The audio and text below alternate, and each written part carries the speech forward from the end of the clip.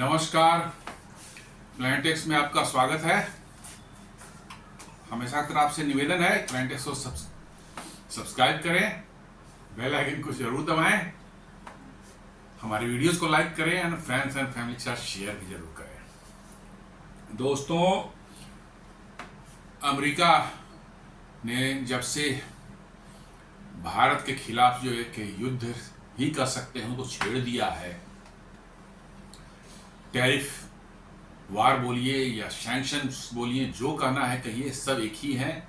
लेकिन हाँ, अमेरिका और डोनाल्ड ट्रंप पूरी तरह से जो है भारत को के खिलाफ जो है अपनी पूरी मोर्चाबंदी जो है करना शुरू कर चुके हैं और उनका एम है भारत को डैमेज करना, भारत की इकोनॉमी को डैमेज करना, क्योंकि ये उनके एडवाइजर्स ने साफ साफ कहा है कि हम भारत के इकोनॉमी को क्रश कर देंगे। जी हाँ, क्रश कर देंगे। ये मतलब उन्होंने बोला था। उनके जो बहुत ही मतलब कि क्या कह सकते हैं, ये जो ट्रेजरी सेक्रेटरी है स्कॉट बेसेंट, जिनको भारत में बहुत से लोग बसंती के नाम से बुलाते हैं, तो उन्होंने कहा था कि हम भारत की इकोनॉमी को बिल्कुल क्रश कर देंगे, एज इफ कि जैसे कि सब कुछ अमेरिका के हाथ में ही है और उन्होंने मुट्ठी से मसल देना है भारत को। लेकिन अब धीरे धीरे सच्चाइयां जो हैं, वहीं के लोग, वहीं की एजेंसीज जो हैं अमेरिका को बताना शुरू कर रहे हैं और इससे जो है अमेरिका में डर जो है या कह सकते हैं पैनिक जो है वो फैलना शुरू हो रहा है। जी बिल्कुल, मैं सही बोल रहा हूँ। ये कोई हम लोगों ने नहीं कहा कि अमेरिका की क्या दुर्दशा होगी, चाहे अमेरिका को इससे क्या नुकसान होगा, ये हम लोगों ने बिल्कुल नहीं कहा इसके बारे में। ये वहीं के लोग और वहीं के एजेंसीज जो हैं वो अब साफ साफ कह रहे हैं कि इस टैरिफ वार से, चाहे भारत के खिलाफ ये प्रतिबंध लगा करके जो है अमेरिका अपने ही पैर में कुल्हाड़ी अमेरिका ने मार ली है और अब उनकी इकोनॉमी की दुर्दशा शुरू हो गई है, और या कुछ लोगों का कहना शुरू हो गई है। ये मूडी है, एक वहां की बहुत बड़ी रेटिंग एजेंसी है जो कि दुनिया के बारे में, देशों के बारे में, चाहे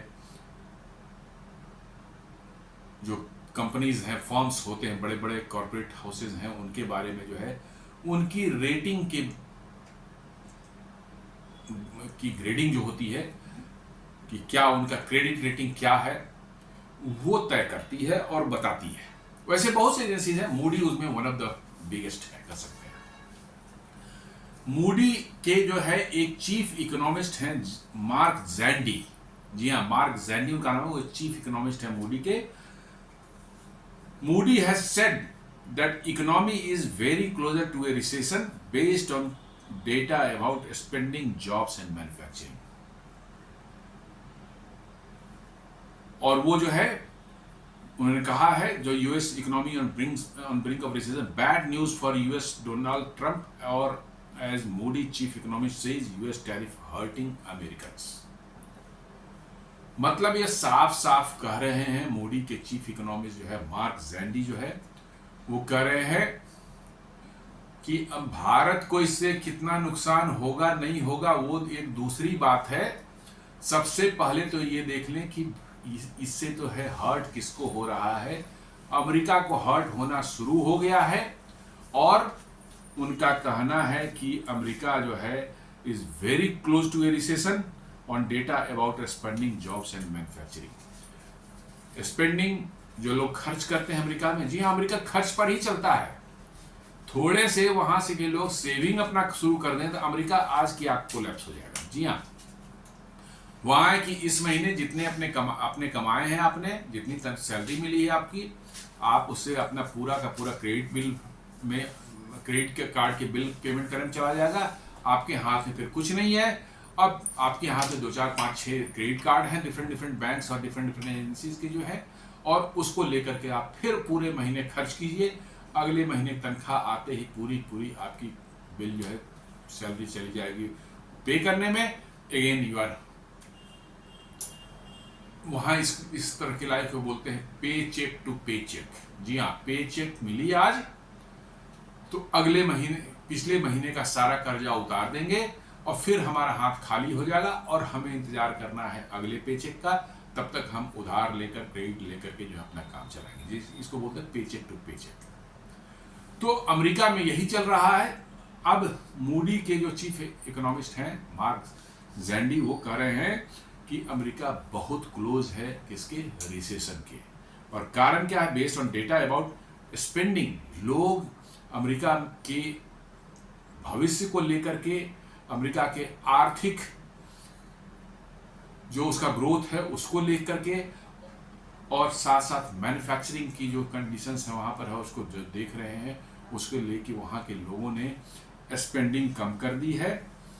जॉब्स जो है वहाँ मतलब कि जो कम हो रहे हैं, और मैन्युफैक्चरिंग जो है वो धीरे धीरे और कम हो, जिसको जो डोनाल्ड ट्रंप का बेसिक लॉजिक था कि हम टैरिफ लगा देंगे बाहर के सामान पर, तो बाहर के सामान महंगे हो जाएंगे, तो उससे जो है हमारे डोमेस्टिक मैन्युफैक्चरर्स का फायदा होगा, वहाँ और फैक्ट्रियाँ लगेंगी और प्रोडक्शन होगा और जॉब मिलेगा। लेकिन हो रहा है बिल्कुल उल्टा। लोगों ने अपनी स्पेंडिंग कम कर दी है, लोगों ने की जॉब्स जा रही हैं और मैन्युफैक्चरिंग और धीरे धीरे घट रहा है। मतलब कि जो उन्होंने भारत के लिए सोचा था वो उल्टा अमेरिका पर ही पड़ रहा है।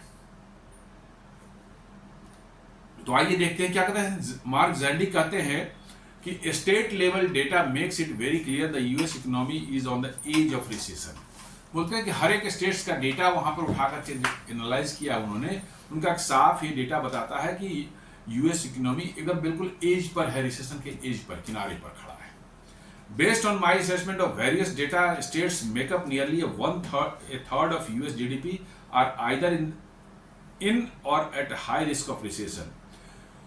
कहते हैं कि हर एक स्टेट्स का डेटा देखने के बाद ऐसा लगता है करीब करीब एक तिहाई जो अमेरिका के स्टेट्स हैं, अमेरिका में 50 स्टेट्स हैं, तो करीब करीब एक तिहाई जो है 16-17 के आसपास में देश जो हैं, स्टेट्स जो हैं, वो आइदर रिसेशन में जा चुके हैं या एकदम एट द हाई रिस्क है, रिसेशन के बहुत हाई रिस्क के बहुत क्लोज है। मतलब एक तिहाई अमेरिका ऑलमोस्ट या तो रिसेशन में है या रिसेशन की कगार पर खड़ा है, ये उनका कहना है। Another third are just holding steady, बोलने की देन एक तिहाई का तो बोला कि या तो वो रिसेशन में चले गए हैं या रिसेशन में जाने की तैयारी कर रहे हैं, एकदम on the verge of recession है। और रेस्ट एक तिहाई उनमें भी कोई स्थिति अच्छी नहीं है, वो बस किसी तरह से बस अपने आप को बचा रहे हैं, उनमें कोई ग्रोथ नहीं है, कुछ भी नहीं है, स्थिति खराब है, लेकिन अभी तक जो है जस्ट बैलेंस किसी तरह से किए हुए हैं। थोड़ी सी भी दाएं बाएं हुई तो वो भी रिसेशन चले जाएंगे, लेकिन फिलहाल वो होल्ड कर रहे हैं, बस रुके हुए हैं, किस तरह से जो है एकदम लास्ट स्टेज में वो भी पड़े हुए हैं। And the remaining third are growing, और एक तिहाई जो है सिर्फ वो ग्रो कर रहा है। इसका मतलब कि 2 तिहाई अमेरिका जो है वो निगेटिव में है या नहीं तो जीरो उनका ग्रोथ है, और सिर्फ एक तिहाई अमेरिका जो है वो थोड़ा बहुत ग्रो कर रहा है। State experiencing recession are spread across the country, मतलब पूरे देश में फैले हुए, नहीं कि कोई एक एरिया में है, एक खास क्षेत्र में है, नहीं, ऐसा कुछ नहीं है, पूरे देश में फैले हुए हैं। But the broader DC area stands out due to government job cuts. लेकिन उनका कहना है खासकर जो है वाशिंगटन डीसी जो उनकी राजधानी है, उस एरिया में आप देखेंगे तो बहुत ज़्यादा और बढ़ गया, बिकॉज गवर्नमेंट के जॉब्स कट वहाँ पर बहुत ज़्यादा हुए, तो वहाँ स्थिति और भयावह दिख रही है। Southern states are generally the strongest but their growth is slowing. Generally ये कह रहे हैं कि वहाँ के दक्षिण के जो राज्य है वो इकोनॉमिक उनकी स्ट्रॉन्ग हुआ करती थी, लेकिन अब वो स्लो हो रहे हैं। California and New York which together account for over a fifth of the US GDP are holding their own। कहते हैं कैलिफोर्निया और न्यूयॉर्क जो 2 स्टेट्स हैं, ये करीब 1/5 मतलब 20% जो है अमेरिका की जीडीपी में कंट्रीब्यूट करते हैं। जी हाँ, दोनों 2 स्टेट मिलकर के जो है ये भी बस किसी तरह से रोक रखा है अपने आप को। स्थितियां अच्छी नहीं है, लेकिन हाँ कह सकते हैं वो एकदम रिसेशन की कगार पर नहीं खड़े हैं, रोक रखा है।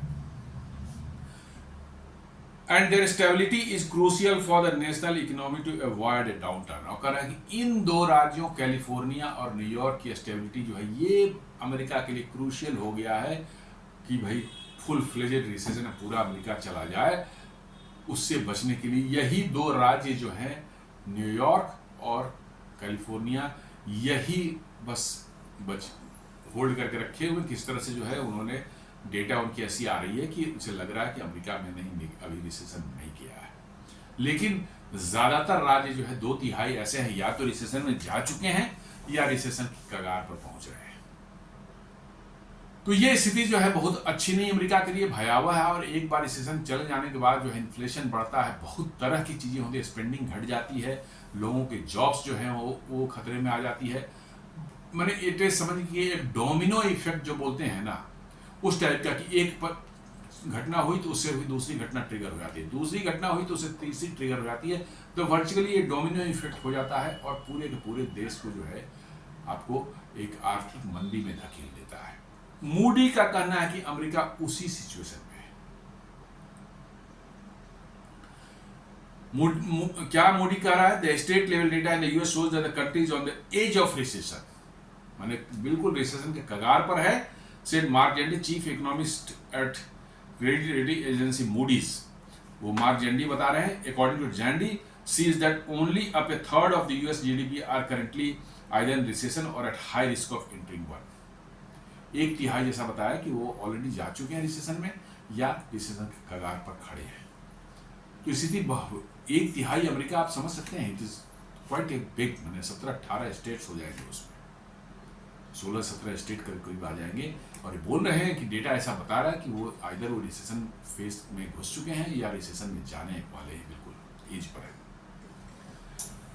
प्राइसेस आर ऑलरेडी राइजिंग, कह रहे हैं कि इन्फ्लेशन ऑलरेडी बढ़ रहा है, सभी चीजों के दाम बढ़ रहे हैं वहां पर। You can see it in data but they are going to rise to a degree that it will be impossible for people to ignore. लोग बोल रहे हैं कि लेकिन ये और बढ़ेगा, अभी तो जितना बढ़ा है लोग अभी संभव उसको उतनी तरजीह नहीं दे रहे हैं, लेकिन बोले कि ये इतना बढ़ेगा कि लोग उसको इग्नोर नहीं कर पाएंगे और हाय तबाह मचेगी। जी हाँ, ये करें कि एक आफ्टर सम टाइम जो है वो इतनी बढ़ेगी कि लोग उसको इग्नोर नहीं कर पाएंगे। और इग्नोर नहीं करने का मतलब है फिर वही हाय तबाह मचती है, डिमॉन्स्ट्रेशंस होते हैं, स्टेशन होते हैं, सड़कों पर लोग आ जाते हैं, 50 तरह की चीजें होती हैं। They will see it clearly in the things that they are buying on an every basis. वो कह रहे हैं कि जो लोग हैं वहाँ के सिटीजन्स जो हैं वो खुद देख सकते हैं जो सामान वो खरीद रहे हैं, या तो कम खरीद रहे हैं या जो खरीद रहे हैं उसकी क्वांटिटी घटा दे रहे हैं, ताकि उनका बजट जो है, मंथली बजट जो है, उसके अंदर में उनका मैनेज हो सके। खाने पीने की चीज़ें भी महंगी हो गई है तो थोड़ा सा कट कर रहे हैं, या तो सामान कम कर दे रहे हैं, या सामान ले भी रहे हैं वो तो उसमें क्वांटिटी कम कर दे रहे हैं। तो बोल रहे हैं कि लोग खुद भी यदि गौर से देखें कि एवरीडे बेसिस पर हम जो खरीद रहे हैं कैसे खरीद रहे हैं और क्यों ऐसा कर रहे हैं, तो उनको पता चल जाएगा। अभी अमेरिका में एनुअल इन्फ्लेशन रेट 2.7% है, जो कि अमेरिका के लिए बहुत ज्यादा है। और कहते हैं will rise above 3% and near 4% by this time next year. मैंने अभी उनका कहना है कि 1.7% मतलब 2.7% इन्फ्लेशन है, जो कि अमेरिका के हिसाब से बहुत ज्यादा है, और वहां नॉर्मली 1% से नीचे रहती है। और कहते हैं कि will rise above 3% and near 4%, मतलब 3% से ऊपर जाके करीब 4% नजदीक पहुंच सकता है अगले साल इसी समय के आसपास तक। अमेरिका में 4% की महंगाई हो जाए तो समझ लीजिए कि बहुत बड़ी चीज है। अमेरिका जैसी इकोनॉमी में जो है 1% के नीचे ही नॉर्मली रहती है। हमारे यहाँ हमारा टारगेट है 4 to 6% जो है रहती है, तो हमारा 3-4 रहता है, तो बहुत कंफर्टेबल। बट अमेरिका के 3-4 जो है बहुत ज्यादा है, 4% की वहां जो है इट्स टू हाई। तो ये कह रहे हैं कि अगले साल तक जो है 3% से ऊपर या इवन नियर 4% हो सकता है।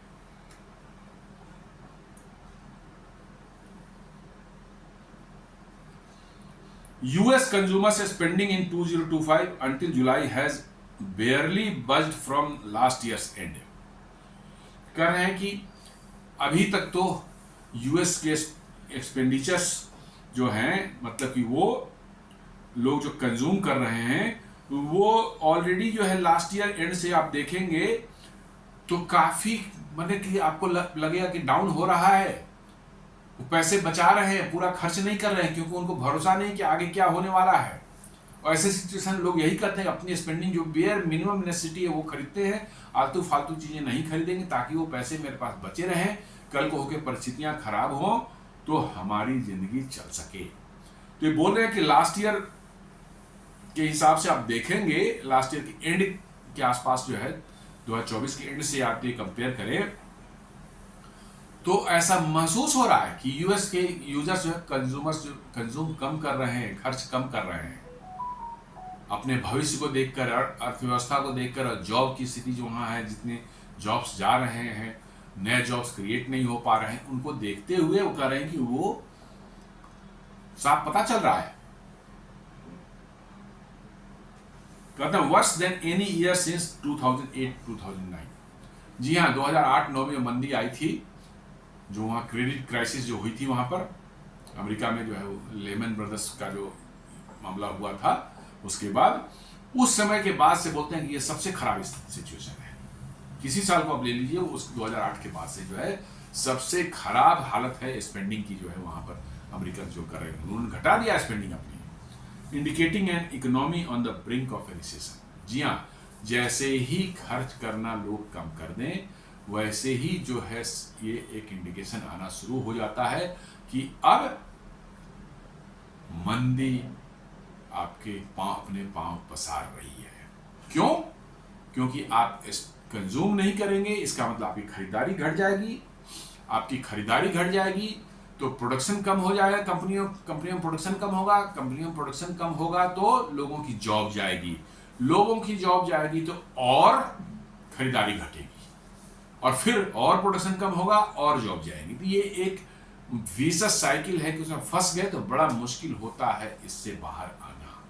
और वे बता रहे हैं कि उसी तरफ जो है अमेरिका की इकोनॉमी या करंट डेटा जो है उसी की तरफ इशारा कर रहे हैं कि कैसे अमेरिका धीरे धीरे रिसेशन के एकदम बिल्कुल कगार पर पहुंच चुका है, और by end of this year probably जो है अमेरिका रिसेशन के अंदर में इंटर कर सकता है।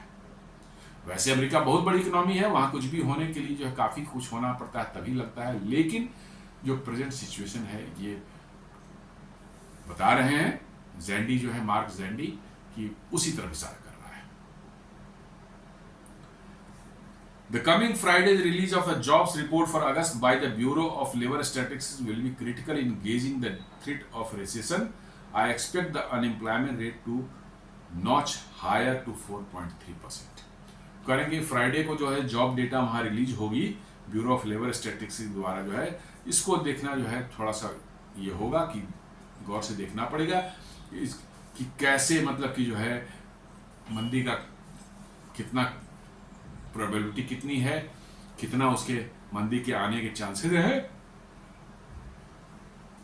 और ये करें कि I expect the unemployment rate to notch higher to 4.3%। ये करें कि एम्प्लॉयमेंट जो है अमेरिका के मेरे हिसाब से 4.3% तक पहुंच सकता है, जो कि एक हायर फिगर है अमेरिका के हिसाब से। जो है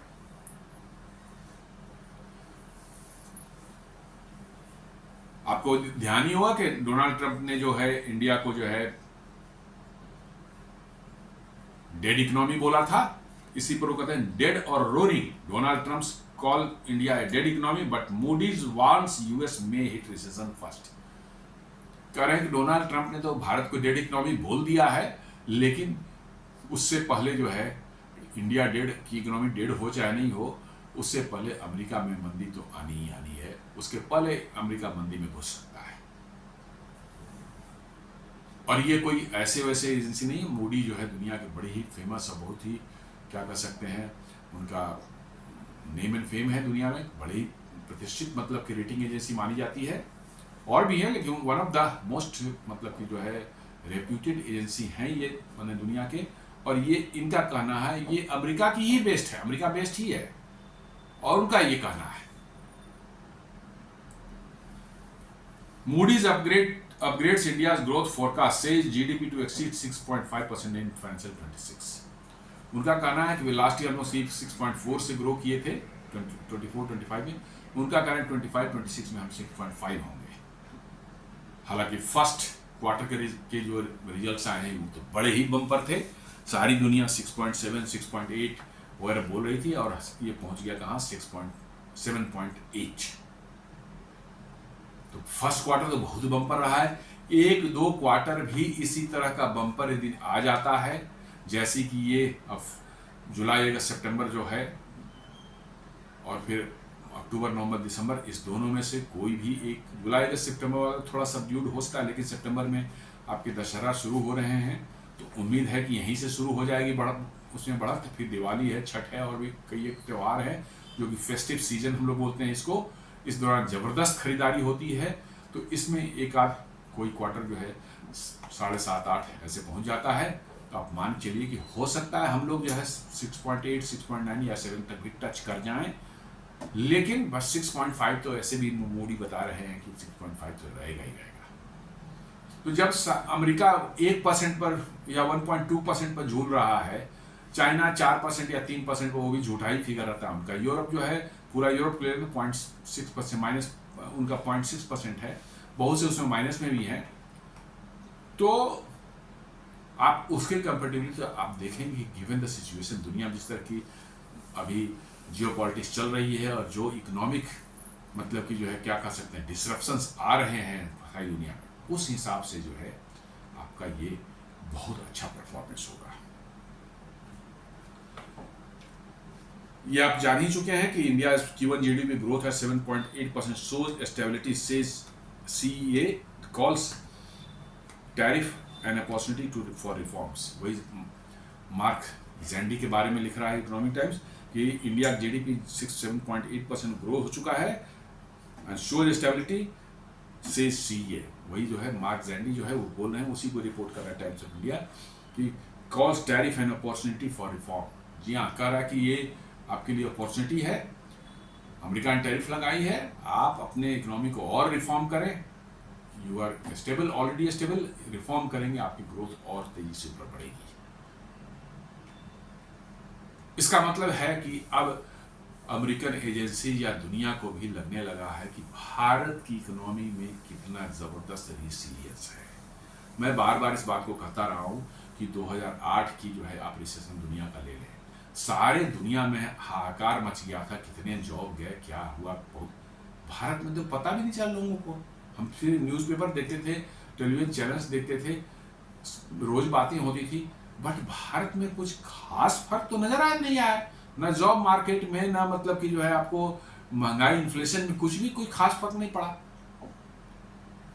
इसका कारण है कि हमारी इकोनॉमी जो है एक्सपोर्ट डिपेंडेंट नहीं है, इसलिए रिसेशन का उतना असर नहीं। मैं नहीं कहता कि नहीं पड़ता, पड़ता तो जरूर है थोड़ा बहुत, लेकिन ये विद इन लिमिट्स पड़ता है, इसलिए हम स्टेबल रहते हैं।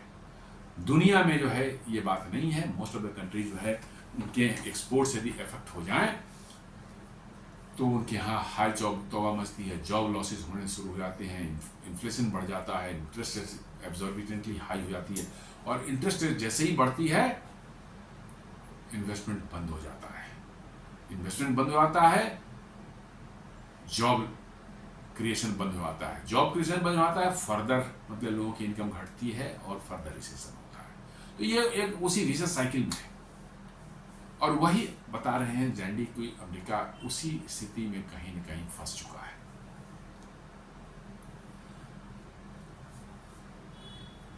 वो कह रहे हैं कि India's economy is unlikely to be affected much by US tariff for global tariff problem. जी, ये जैंडी बता रहे हैं कि इंडिया की जो है इकोनॉमी जो है is not likely unlikely to be affected much by the tariff on global trade platform. करें कि ये जो टैरिफ लगाया गया है उससे भारत की इकोनॉमी पर ग्लोबल लेवल पर जो है कोई बहुत ज़्यादा फर्क नहीं पड़ेगा। हाँ पड़ेगा, लेकिन आप ये कहें कि नहीं यहाँ की इकोनॉमी कोलैप्स हो जाएगी, लोगों के हिसाब की नौकरियां चल जाएंगी, ऐसा नहीं होने वाला है।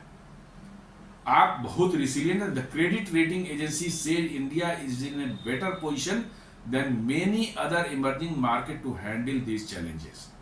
साफ साफ कह रही है कि इंडिया बहुत अच्छे कंडीशन में है as compare to other developing countries जो हैं to handle this situation, this challenges due to its strong domestic demand and limited dependence on good exports. वही बात करें जो मैं कर रहा हूं बार बार, ये due to strong domestic demand, जो हम बनाते हैं मैक्सिमम हमारे अपने देश में ही खप जाता है, थोड़ा बहुत ही विशेष एक्सपोर्ट जाता है। इसका मतलब हमारी डिपेंडेंसी पूरी तरह से जो है एक्सपोर्ट पर नहीं है, थोड़ा बहुत है, ज्यादातर जो है हम अपने देश पर ही डिपेंडेंट है, अपनी इंटरनल इकोनॉमी, इंटरनल कंजम्पशन पर ही डिपेंडेंट है, और इसीलिए हम रेसिलिएंट हैं। हम भी एक्सपोर्ट पर डिपेंडेंट रहते तो ऐसा नहीं हम कह सकते थे कि इतने डिस्टर्ब ग्लोबल इन्वायरमेंट में भी जो है हमारा कुछ नहीं बिगड़ने वाला था, सब टनाटन चलेगा, नहीं, ऐसा नहीं है, बिल्कुल हम भी बर्बाद हो सकते थे। लेकिन चूंकि हमारी इकोनॉमी जो है इंटरनल कंजम्पशन पर चलती है, इसलिए we are far more insulated from the world than other countries. हम सुरक्षित हैं काफी हद तक। The report pointed out that the Indian government has taken steps to boost private consumption, improve manufacturing facility capacity and spend more on infrastructure projects. ये report बता रही है कि गवर्नमेंट ने बहुत से स्टेप्स लिए हैं जिससे प्राइवेट कंजम्पशन को बढ़ावा मिला है, इम्प्रूव मैन्युफैक्चरिंग कैपेबिलिटी को बढ़ाने की कोशिश की गई है, उसमें सफलता भी मिली है, एंड स्पेंड मोर और इंफ्रास्ट्रक्चर प्रोजेक्ट। आप देख ही रहे कितने बड़े बड़े रेलवे प्रोजेक्ट्स, रोड के projects, power plants, renewable energy, green energy में कितना काम हो रहा है। अब तो हाइड्रोजन की ट्रेन वहाँ शुरू की जा रही है, हाइड्रोजन एनर्जी में कितना काम हो रहा है।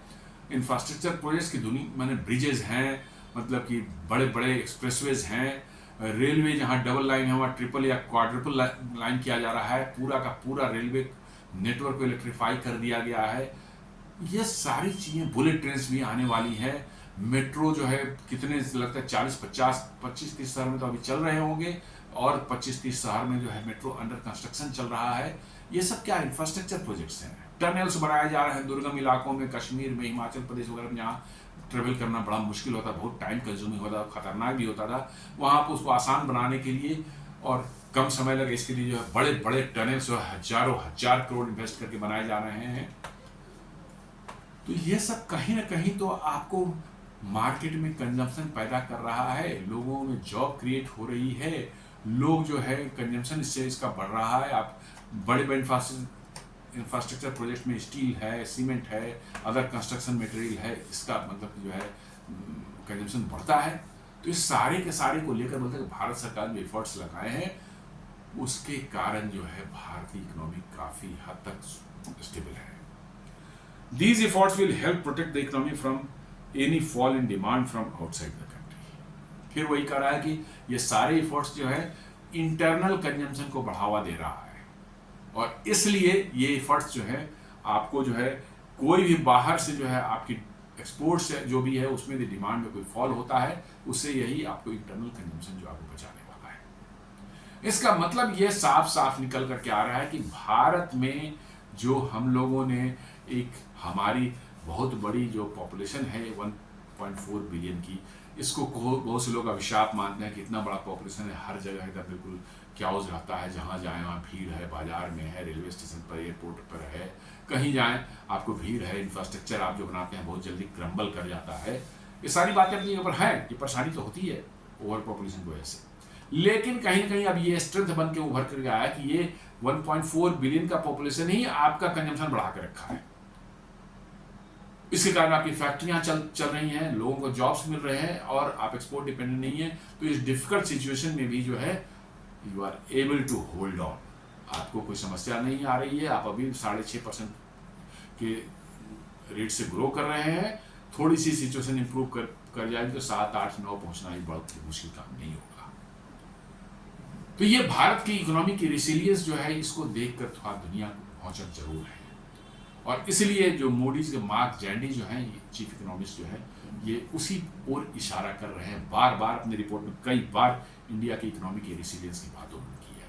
इट इज ओनली बिकॉज ये यूनिक है दुनिया में कि इंटरनल कंजम्पशन की वजह से जो है एक देश जो है दुनिया में आने वाली मंदी या दुनिया में जो डिस्टर्बेंसेस हैं, जियोपॉलिटिकल डिस्टर्बेंसेस हैं, जियो इकोनॉमिकल डिस्टर्बेंसेस हैं, सैंक्शंस और ये टैरिफ्स, इसकी सारा कुछ चल रहा है दुनिया में जो है, उसके बावजूद भी जो है आपकी इकोनॉमी जो है परफॉर्म कर रही है, ठीक ठाक चल रही है।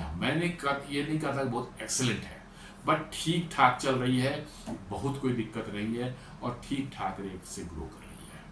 It is only due to the internal consumption. और इसीलिए जो है प्रधानमंत्री मोदी जो है बार बार जो है कई बार वोकल फॉर लोकल का जो है वो लोगों को की ओर बोल करके आह्वान करते हैं और लोगों पे एक मैसेज दे रहे हैं कि भाई आप इंटरनल चीज़ों पर ध्यान दें।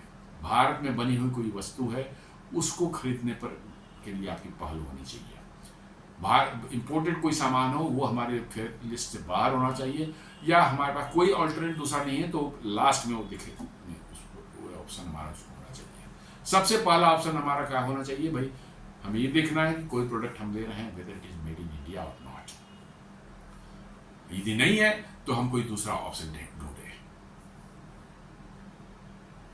तो ये एक बहुत बड़ा वो है, क्योंकि ये साफ अब भारत को दिख रहा है कि भारत इसी की वजह से बच रहा है। भारत जो है इसी वजह से जो है अपने इकोनॉमी को इस डिफिकल्ट टाइम में भी संभाल के रखे हुए और आगे बढ़ रहा है। और दुनिया को जिस समय से दुनिया में त्राहिमाम मचा हुआ है, यूरोप की हालत खराब है, अमेरिका भी धीरे धीरे मंदी के कगार पहुंच रहा है, उस समय भारत की इकोनॉमी जो है अपने आप को संभाल कर रखे हुए है। It is only one and only reason है आपकी इंटरनल कंजम्पशन। और इसी को प्रधानमंत्री जो है बूस्ट करने की कोशिश कर रहे हैं कि आप इंटरनल कंजम्पशन और बढ़ाएं। अभी आपकी इंटरनल कंजम्पशन 60 से 65 के बीच में करीब करीब होगी, 5% जो होगी। लोग बता रहे हैं कि जिस रफ्तार से चल रहा है इंडिया में मैन्युफैक्चरिंग हो रही है और लोगों की प्रेफरेंस भी जो इंटरनल माने डोमेस्टिक मैन्युफैक्चर्ड गुड्स की तरफ जा रहा है, ऐसा लग रहा है कि 2030 तक जो है भारत का इंटरनल कंजम्पशन बढ़कर करीब करीब 70% तक हो जा सकता है या इवन उसको क्रॉस भी कर सकता है। और मैं बताऊं जिस दिन 70% या 75% आप कंज्यूम करना शुरू करें अंदर में, then you will not bother for exports. आपका जो बनाएंगे आपकी यही फुर्सत नहीं मिलेगी, देश के अंदर में ही पूरा करने से फुर्सत नहीं मिलेगी आपको एक्सपोर्ट। हाँ, कुछ चीजें ऐसी होती हैं जो एक्सपोर्ट्स के लिए ही आप बनाते हैं। जी हाँ, बहुत सी ऐसी चीजें होती हैं जो एक्सपोर्ट्स के लिए ही बनती है, उनका भारत में नहीं इस्तेमाल होता। जैसे आप देख लें कि अभी आपने सुना होगा कि टाटा एडवांस डिफेंस सिस्टम ने बोइंग से जो है एक एग्रीमेंट किया था बोइंग एयरक्राफ्ट के एरो स्ट्रक्चर्स बनाने को, फ्यूजलाज बनाने के।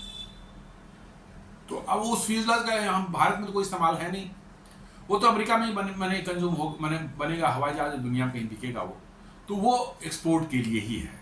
उसी तरह से अभी देखा हो कि राफेल एयरक्राफ्ट बनाने वाली कंपनी डसाल्ट जो है उसने जो है कैसे टाटा एडवांस सिस्टम से उसने भी एग्रीमेंट किया कि उसके राफेल एयरक्राफ्ट के लिए स्ट्रक्चर सब हैदराबाद में बनेगा।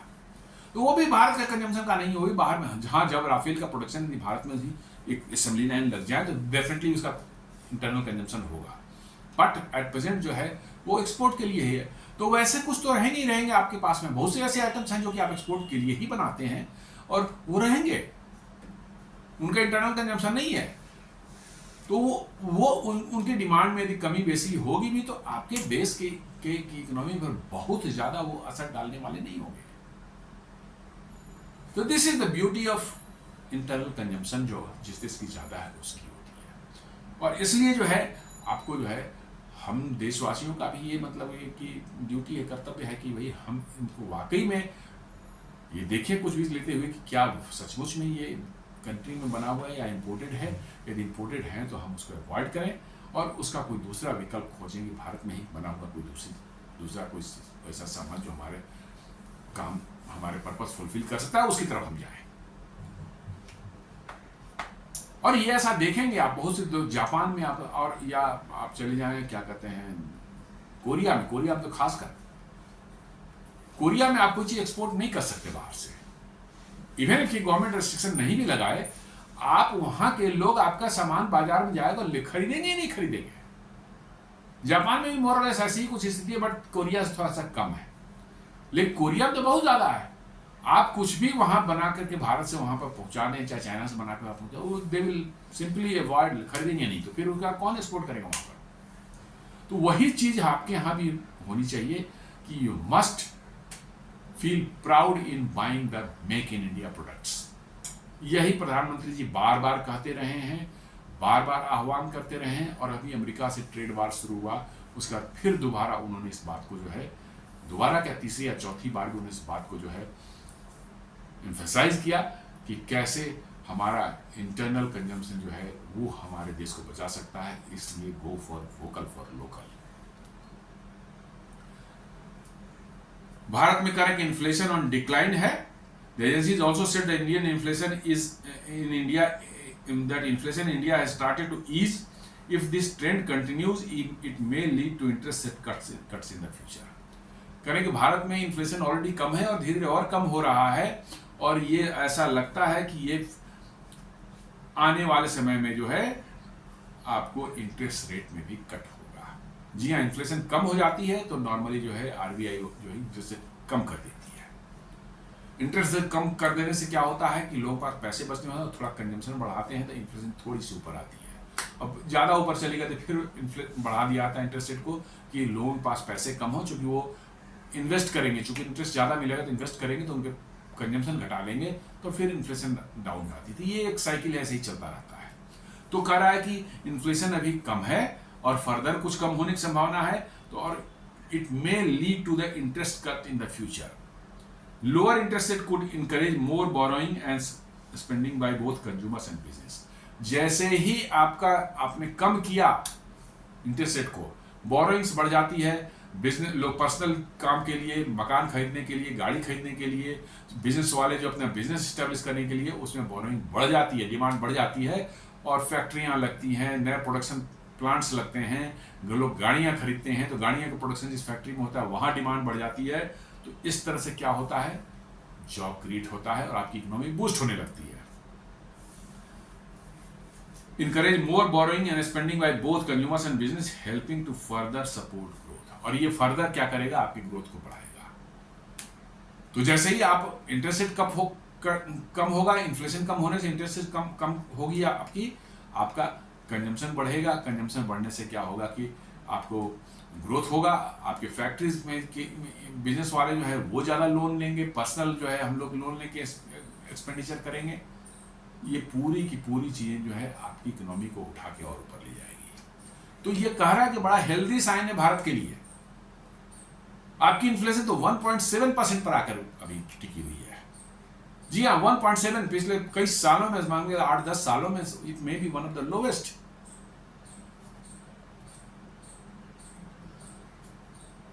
India CPI inflation falls to 1.7 year low of 1.55%. देखिए, in July 2025, India's consumer price index inflation fell to 1.55%, the lowest since 2017. जी हाँ, 2017 के बाद सबसे कम हो चुका है।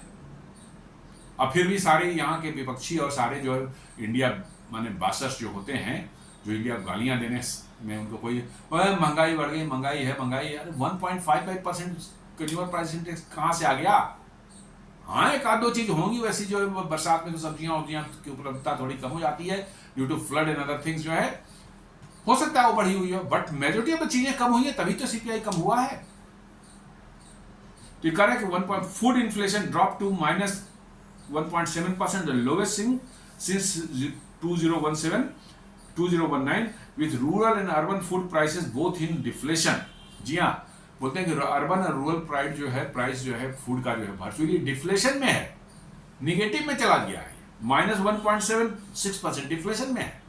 डिफ्लेशन अच्छी चीज नहीं होती, बहुत अच्छी चीज नहीं मानी जाती, क्योंकि जैसे ही डिफ्लेशन होगा, जो प्रोड्यूसर्स हैं उसके, उनको प्राइस कम मिलना शुरू होता है और फिर उनका इंटरेस्ट उन चीजों को खाद्य पदार्थों को ग्रो करने में घटने लगेगा। या फैक्ट्री है तो उसको बनाने में, क्योंकि आप जितने बना रहे हैं उतने में पैसा आपको नहीं मिलेगा। This is deflation. तो इंडिया कहता है कि फूड तो ऑलरेडी डिफ्लेशन में है since 2019, with rural and urban food prices both in deflation. Kerala saw the highest state level inflation eight 8.89%, followed by Jammu and Kashmir, Punjab, Karnataka and Maharashtra. कुछ राज्यों में इन्फ्लेशन कुछ खास वजहों की तरह से ज़्यादा है, लेकिन पूरे देश में 1.55% पर आ गया है। अब जस्ट इमेजिन, अमेरिका जब में जहां पर जो उनका ट्रेडिशनली लेस देन 1% था, वो 1.7% पर है, आप 1.5% पर है।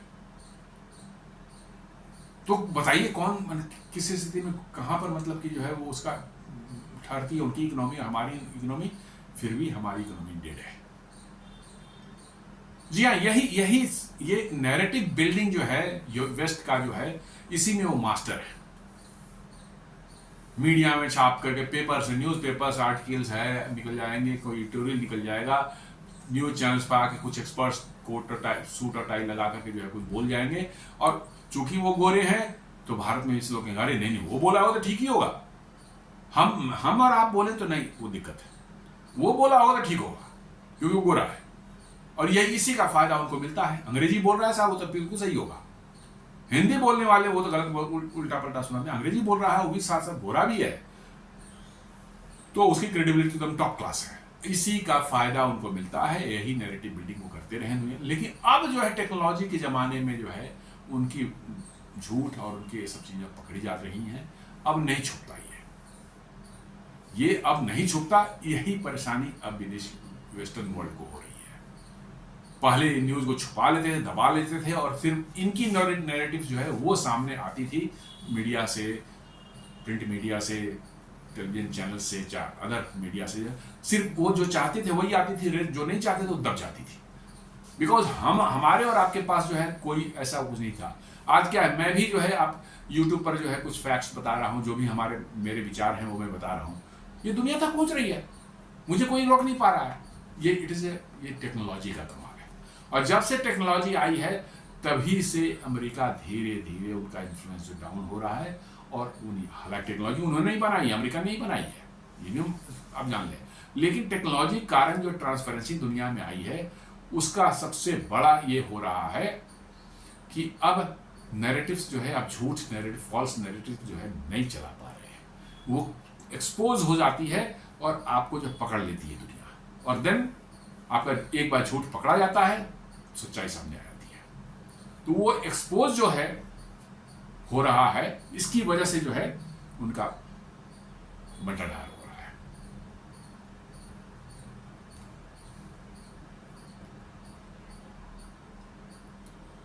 तो दोस्तों ये विश्लेषण था आज का, अमेरिका में कैसे इन्फ्लेशन के मंदी के चांसेस आ रहे हैं वहाँ इकोनॉमी में। मूडी के चीफ इकोनॉमिस्ट जैसा है जो अपने बयान दिए हैं, अपने रिपोर्ट्स जारी किए हैं, उसमें ऐसा लगता है कि निकट भविष्य में अमेरिका में बड़ी ज़बरदस्त मंदी आ सकती है, क्योंकि जिस तरह से टैरिफ लगाए हैं और जिस तरह से महंगाई वहाँ बढ़ रही है और लोगों ने अपने एक्सपेंडिंग बंद कर दिए हैं, जॉब्स के क्रिएशन करीब करीब बंद हो चुकी है, रादर माइनस में जा रही है। तो आप कह सकते हैं कि America is on the verge of N